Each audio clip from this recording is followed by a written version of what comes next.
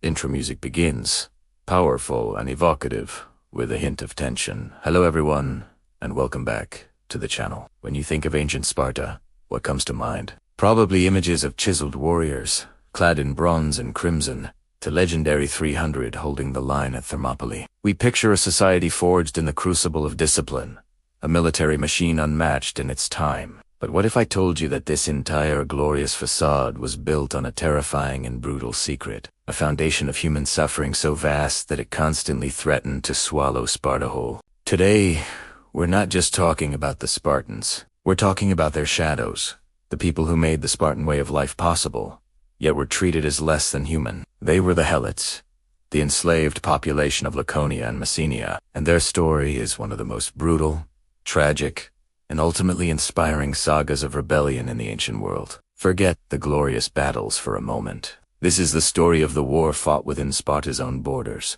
a war of terror, oppression, and a desperate, unyielding thirst for freedom. This is the story of how the Helots, Sparta's enslaved warriors, almost brought the world's most feared military state to its knees. To understand the Helot rebellion, you first have to understand the sheer horror of their existence. Unlike slaves in Athens who might be artisans or household servants, the Helots were state property, bound to the land they worked. They weren't owned by individual Spartans, but were assigned to the plots of land, the asterisk kleroi asterisk, that belonged to Spartan citizens. Their job was simple and grueling: to farm the land and produce enough food to feed their Spartan masters, allowing the Spartan men to dedicate their entire lives, from birth until death, to nothing but military training. The Spartan warrior was a full-time soldier, and the Helot was the engine that fueled this war machine. The numbers alone are staggering. Historians like Herodotus and Thucydides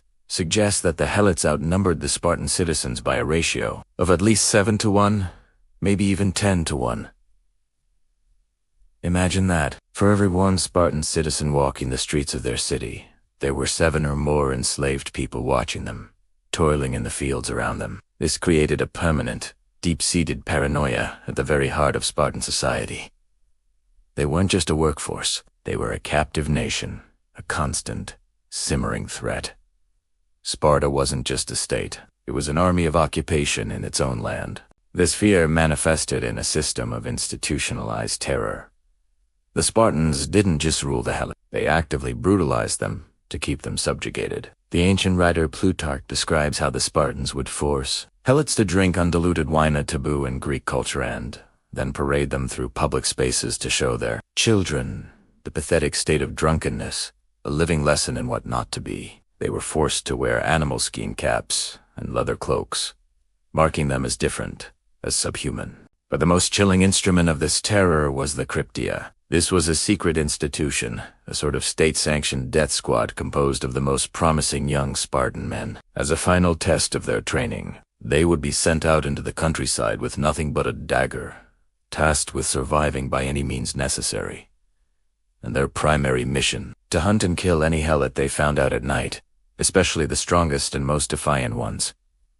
Thucydides calls it a culling. Think about the psychological impact of that. Not only are you a slave, but at any moment, the state's best and brightest could be stalking you in the dark, ready to murder you with impunity. Not for any crime, but simply as a form of population control and psychological warfare. This wasn't random violence, it was policy. Living under such a reign of terror, you might expect a people to be broken, their spirit completely crushed. But that is not what happened. The Helots, particularly those from the conquered land of Messenia, never forgot who they were. They maintained their own identity, their own culture, and a burning memory of their lost freedom. And time again, they rose up.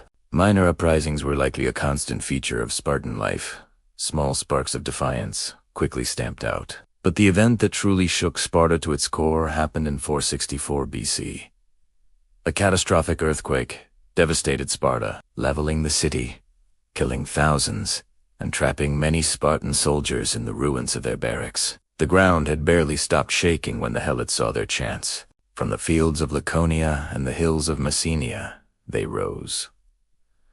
This wasn't just a riot. It was a coordinated, full-scale declaration of war. They swarmed towards the ruined city, intending to finish what the earthquake had started. The Spartan king, Archidamus, showed remarkable presence of mind. He sounded the war trumpet, not as a call to rescue the trapped, but as a call to arms against an imminent attack. The surviving Spartans, bloodied and dazed, formed a phalanx amidst the rubble of their own homes. The sight of that unbroken wall of shields and spears, even in the face of utter devastation, was enough to make the initial Helot wave pause. But they didn't give up. Instead of a frontal assault, the Helots retreated and fortified a position at Mount Itome in Messenia. This was a place of immense symbolic power, an ancient stronghold of Messenian resistance, and from there, they waged a 10-year war against their masters. This is known as the Third Messenian War.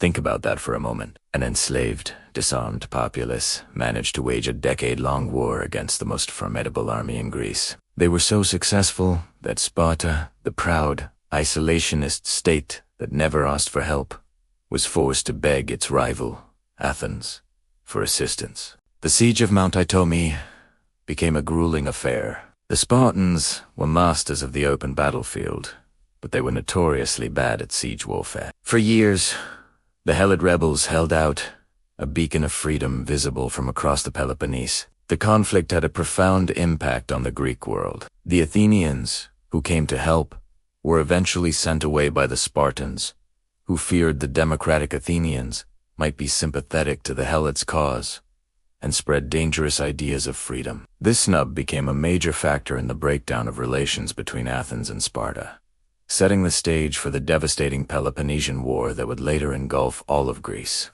After 10 long years, the rebels on Mount Itome were finally defeated, but not crushed. They were allowed to leave under a truce, on the condition that they never set foot in the Peloponnese again. The Athenians, in a direct jab at Sparta, resettled these exiled Helots in the city of Napata, giving them a new home from which they could continue to harass their former masters. Even after this great rebellion was quelled, the fear never left Sparta. The Helot threat dictated every aspect of Spartan foreign policy. They were hesitant to send their armies far from home for long campaigns, always terrified of what might happen in their absence. During the Peloponnesian War, the Athenians actively used this fear against them, establishing a fort at Pylos on the Messenian coast, which became a refuge for runaway Helots and a constant thorn in Sparta's side. The story of the Helots is a powerful reminder that history is not just written by the victors and the powerful. It is also shaped by the oppressed, by their resistance, and by their unrelenting desire to be free. The Spartans built a society dedicated to perfection and warfare, but they built it on a foundation of sand. Their entire system was a prison, not just for the Helots, but for the Spartans themselves, who were prisoners of their own fear. They could never be a true empire, could never truly expand, because they were perpetually chained to the task of guarding their own slaves. The Helots proved that you can enslave a person's body, but you can't extinguish the fire in their spirit. Their struggle, their rebellion, and their enduring legacy demonstrate a fundamental truth, that the human drive for freedom is one of the most powerful forces in history, capable of shaking even the mightiest of empires to their very foundations. Thank you so much for joining me on this deep dive into the other side of the Spartan story. If you found this interesting, please hit that like button, subscribe to the channel, and ring the bell so you don't miss our next exploration of history's hidden tailies. Let me know in the comments what you think about the Helot. Were they the true source of Sparta's strength, or its fatal weakness? Until next time, stay curious.